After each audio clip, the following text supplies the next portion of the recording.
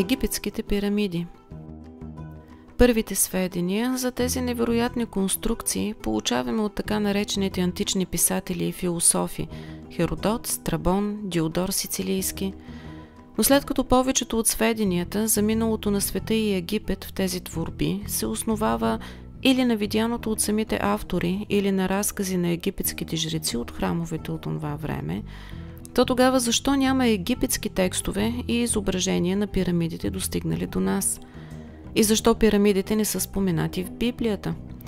Казва се, че текстовете в Библията са писани от 40 автора в продължение на 1500 години, но явно никой от създателите на тези текстове не е бил достатъчно впечатлен от огромните постройки, след като те не са споменати в нито едно писание.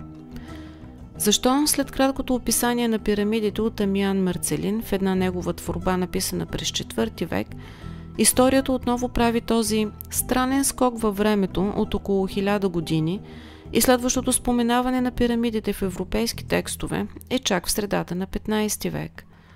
И защо на повечето изображения до 18 век пирамидите изобщо не изглеждат така, както биват изобразявани от края на 18 век до сега?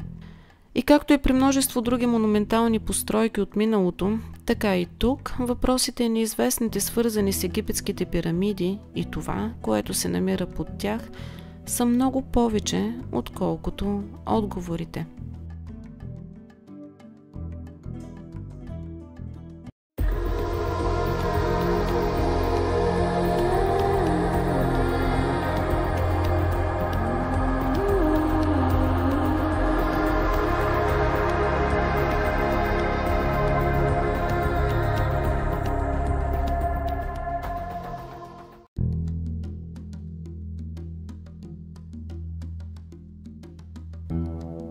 И така, разглеждайки примери от така нареченото древно египетско изкуство, за което се счита, че много точно препредава сцени от реалния живот, флора и фауна на древен Египет, няма как да не направи впечатление, че на практика при тези сцени липсват изображения на пирамидите. Което е странно не само защото това са може би най-монументалните постройки от този период, но и защото се счита, че древноегипетското изкуство се е стремяло към възможно най-пълно представяне на изобразяването, тъй като тези изображения са имали и магически функции. Тоест, имало е тясна връзка между нарисуваното и неговия образ в реалния свят. Ето защо при стенописите, скулптурите и релефите няма частични изгледи или само детайли на изображения, а фигурите и предметите винаги са цели. Сцените от реалния живот или божествения свят са представени винаги по възможно най-достоверния начин. И това добавя още една въпросителна към загадъчната история около пирамидите и огромните храмове, защото от това, което знаем, те би трябвало да са заемали една доста централна роля в ежедневието на древните египтяни и то години наред. Счита се, че най-старото изображение от така наречения жанр нилски пейзажи, възникнал по време на Римската империя, е мозайката в Палестрина, днешна Италия, която е датирана от 1 век преди нашата ера. Този жанр в изкуството представил сцени от ежедневието по поречието на Нил по време на приливите. Но колкото и да е странно, въпреки че на тази мозайка са представени всякакви възможни сцени, животни и храмове, пирамиди няма. И такива не се виждат и през следващите повече от 1000 години, чак до датираната около 12 век мозайка, намираща се в базиликата Сан Марко в Венеция. Изобразените по този начин пирамиди могат и да ви се сторят странни, но стенописите показват различни библейски сцени и според официалната история ранните християни приемали египетските пирамиди като зърнохранилищата, които Йосиф построил в Египет преди настъпването на големия глад. Според мен обаче тези постройки нямат нищо общо с пирамидите от платото Гиза, на които и през следващите няколко столетия няма никакво изображение. И така, стигаме до рисунките и литографиите от 16 и 17 век. Доколко те имат нещо общо с днешните пирамиди, оставям да прецените вие. Това е картина на Ван Хемскерк от поредицата "Осемте чудеса на света" от 1572 година, изобразяваща египетските пирамиди. Целият облик, както и аркообразните входове, тунели, са абсолютно различни от представата, която ние имаме за пирамидите. Но на къде водят тези тунели и защо са направени?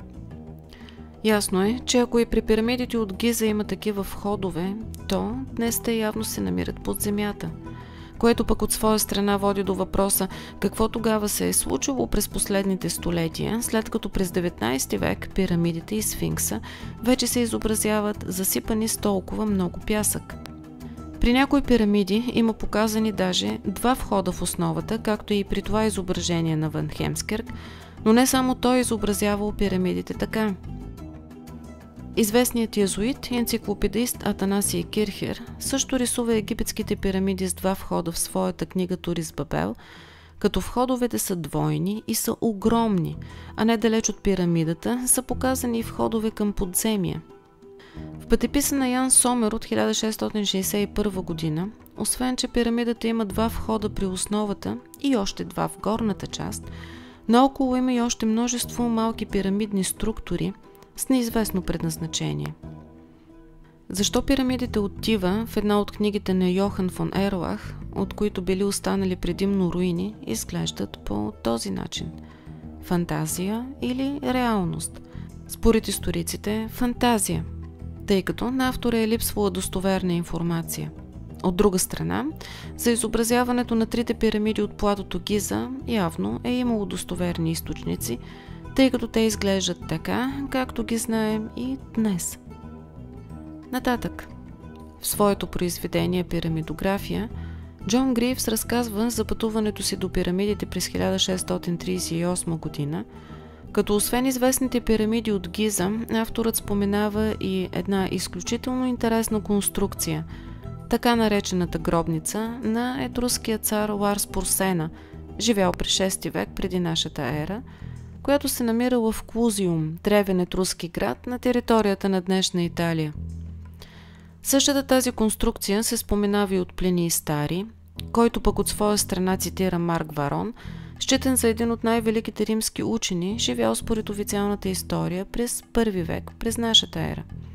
Въз основа на това описание може да се каже, че така наречената гробница всъщност е била най-високата постройка в света по онова време, поне съгласно текста на Варон. Основата била от дялан камък, оформен като квадрат с размери 90 на 90 метра и височина 15 метра, като под него бил скрит огромен лабиринт, от който незнаещият пътя нямало как да намери изхода. От всеки ъгъл на каменната основа се издигали 4 пирамиди и още една, която стояла по средата, като всяка пирамида била с височина 45 метра. Върховете на пирамидите подпирали огромен диск и глобус, изработени от бронз, по чиято външна страна били окачени кампани, които раздвижвани от вятъра издавали звук, който можел да се чуе от километри. На този диск били поставени други 4 пирамиди от по 30 метра, крепящи на върховете си плоскост, върху която били поставени още 5 пирамиди, чиято височина била колкото на 2 етажа под тях, или цялата конструкция би трябвало да е била висока най-малко 165 метра, т.е. била е по-висока и от Хеопсовата пирамида. Това е била невероятна по мащабите си постройка. Но действително ли тази необичайна конструкция е била гробница или е криела зад странния си вид съвсем друга функция? Ако разгледате тази графика на Балтазаре Орсини, публикувана през 1791 година, на какво бихте оприличили това изображение? На летяща чиния, кацнала на странна архаична стартова площадка? Целият дизайн на конструкцията е, меко казано, необичаен. Защо е на 3 етажа? Защо вместо колони са били използвани пирамиди и защо са били 14 на брой? Какъв е архитектурният замисъл и функционалността на цялата тази конструкция и как изобщо е била построена? А може би това е било някакво древно съоръжение, както предполага Анджело Кортеновис, италиански археолог от 18 век, за събиране на атмосферно електричество или за акумулиране на енергията от мълниите. И както и при много други сгради и предмети от миналото с неизяснено предназначение, така и тази конструкция остава за момента една голяма загадка. Но да се върнем към пирамидите в Египет. На тази карта от 1575 година се виждат множество пирамиди покрай Кайро, като на някои от тях ясно личат входове към вътрешността. Освен количеството пирамиди е странно и мястото, на което са разположени. Ясно се вижда, че всички пирамиди стоят на няколко възвишения, приличащи на хълмове. И аз може би щях да подмина тези изображения като художествена приумица на автора, ако в историята на Херодот не се споменаваха подземни помещения под хълма, върху който се издигала Хеопсовата пирамида, като към тези помещения имало прокарани канали от Нил. И повече от 2000-летия по-късно, а именно през 1638 година, авторът на пирамидография разказва, че първата от големите пирамиди се издигала на скалист хълм насред пустинята, с височина около 30 на метра, който обаче е бил лесен за изкачване. Така че естествено изниква въпросът, ако хилядолетия наред пирамидите са стояли на хълмове, така са описвани и така са изобразявани, то какво се е случило през последните 400 години, за да бъдат те днес на едно ниво с останалата част от пустинята и Кайро? И понеже споменавам Кайро, интересно е и защо на тази карта надписът е Кайро, известен преди като Вавилон. Но не само на тази. На картата на Алексис Хуберт от 1669 година Кайро по подобен начин също е посочен като Вавилон, но явно не този от Библията. Както и на тази карта. Според някои хипотези, името Вавилон произлиза от думите Баб или, означаващо врата на боговете, но според други, първоначалното значение на името все още изобщо не е изяснено. Ако обаче приемем, че Вавилон означава врата на боговете, то възможно ли е тогава такива, така да се каже, врати да е имало на повече от едно място? Тоест, Вавилон да не е означавало име на град, а място с определено предназначение, определена функция. И възможно ли е също така Вавилонската кула от библейския Вавилон да е била някакъв вид пирамида, защото думата, която е използвана в Библията е Мигдол, което освен конкретно географско място в Библията, означава кула, но също така и укрепление, издигнато на по-високо място. Историята, както и при други подобни ситуации, не дава обяснение, че по не съвсем ясни причини и различни хипотези, преди някои градове се е случвало да носят едно и също име. От друга страна обаче, както се вижда и на тази карта от 1540 година, Кайро изобщо липсва. На негово място обаче виждаме Вавилон, така че ще се радвам, ако споделите вие какво мислите по въпроса. Нататък. Тези, които се интересуват от езотерика, много добре знаят думите на Хермес Трисмегист, каквото горе, това и долу. И в тази връзка изниква въпросът, какво точно се крие под повърхността и какво е скрито под пирамидите. Колко надолу има всъщност подземия, с каква цел, от кого, кога и как са направени. И натам ли са водили изобразените на гравюрите от преди няколко века входове. Херодот описва огромен лабиринт с подземна част до езерото Мойрис, като казва, че лабиринтът превъзхождал пирамидите и имал 1500 помещения над земята и толкова под нея. Страбон, Диодор Сицилийски и пак Херодот описват и две огромни пирамиди, които се издигали по средата на езерото Мойрис, като колкото се издигали над земята, което е било над 100 метра, толкова били и под водата, или повече от 100 метра надолу е била подземната част на тези пирамиди. На върха на всяка една от тях се издигало по един каменен колос, седнал на трон.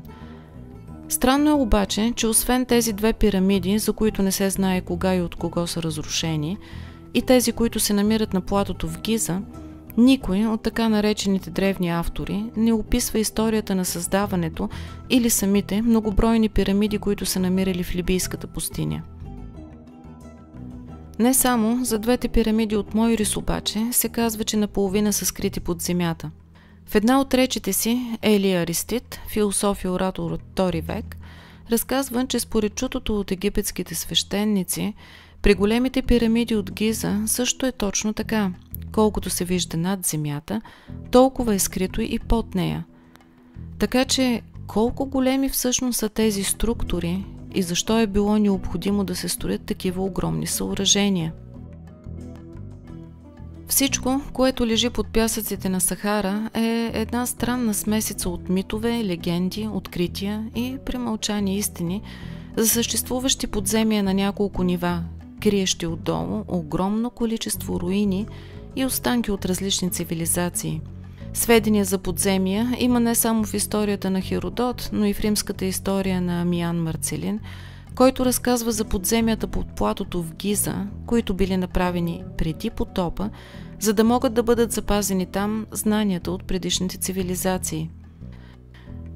И това може да се окаже вярно, защото през последните години с помощта на така наречената космическа археология и други нови технологии, всъщност се откриват все по-невероятни неща под повърхността на Земята и то не само в Египет. И е възможно всички тези подземни структури, по неизвестни до момента причини, да са били свързани с водни източници и затова на много от по-старите литографии, независимо дали показват постройки от Европа, Америка или някъде другаде, се вижда, че под самите сгради има преминаващи канали, има и изобразени на по-старите карти подземни тунели, свързващи отдалечени на огромно разстояние места. И може би всичко това, преди незнайно кога, е било свързано в една единна система, от единия чак до другия край на Земята.